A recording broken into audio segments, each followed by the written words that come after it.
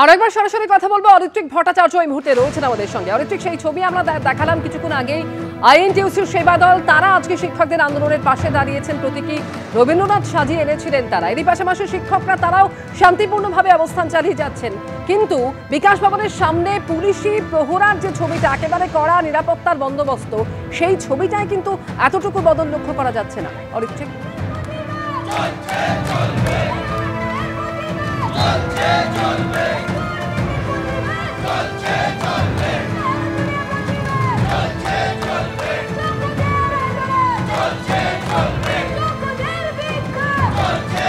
সরকারিভাবে বন্ধ রয়েছে। আমি একটু বিকাশ ভবনের সামনে দেখাতে বলবো যে বিকাশ ভবনে আজকে শনি এবং আগামীকাল রবিবার কোনো কর্মচারী আসার কোনো সম্ভাবনা নেই, কিন্তু পুলিশি প্রহরায় কোনো রকম খামতি কিন্তু নেই।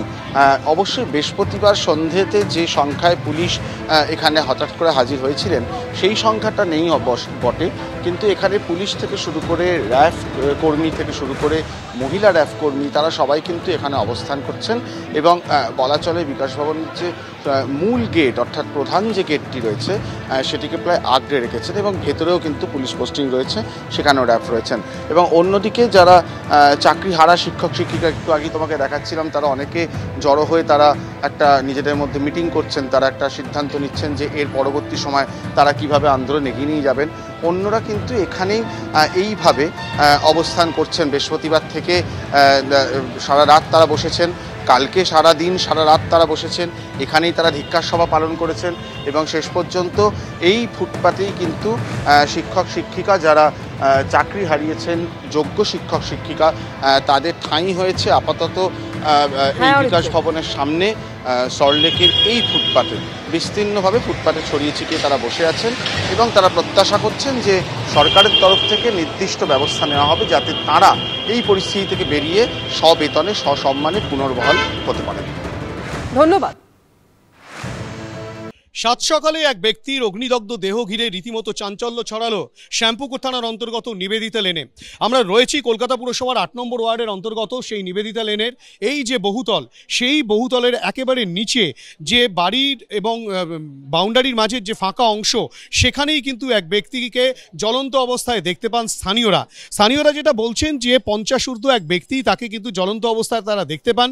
তৎক্ষণাৎ তারা কিন্তু শ্যামপুকুর থানায় যোগাযোগ করেন এবং শ্যামপুকুর থানার পক্ষ থেকে দমকলেও খবর দেওয়া। ইতিমধ্যেই যেটা দেখাবো যে শ্যামপুকুর থানার তদন্তকারী দলের সদস্যরা তারা কিন্তু এসেছেন এবং সেই ব্যক্তির পরিচয় জানার চেষ্টা তারা চালাচ্ছেন, কেননা স্থানীয়রা বলছেন যে এই ব্যক্তিকে তারা কখনো দেখেননি।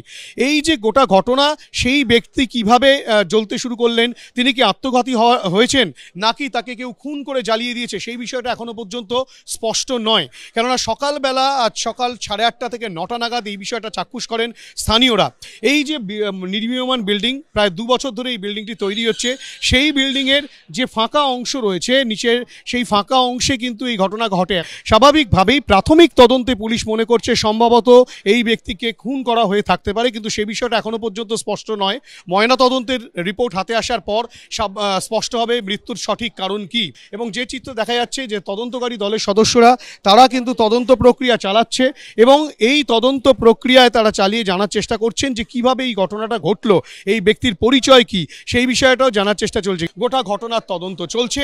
এই ঘটনার নেপথ্যে অন্য কোনো কারণ রয়েছে কিনা, নাকি তিনি আত্মঘাতী হয়েছেন, সমস্ত বিষয়টাই খতিয়ে দেখা হচ্ছে, তেমনটাই শ্যামপুকুর থানার পুলিশ সূত্রে খবর। ক্যামেরায় অভিজিৎ দত্তের সঙ্গে হিন্দোল দে, এবিপি আনন্দ, কলকাতা।